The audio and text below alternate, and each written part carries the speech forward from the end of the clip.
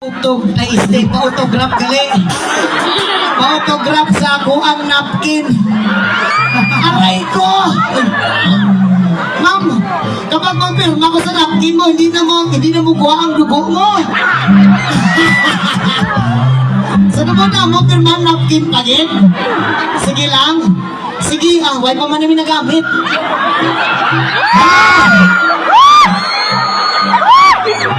May dugo na! Joke lang. Sige, pagamiton mo ni adlaw-adlaw ha. Inspiration para hindi maundang ang dugo mo.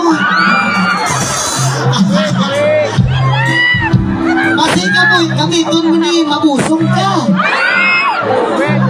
Tama man itong mabusong. Diba sa ilong ko ang mabuntis mabusong? Ning, ipon ako Pirmahan ko, anay ning napkin mo, ma'am, ha?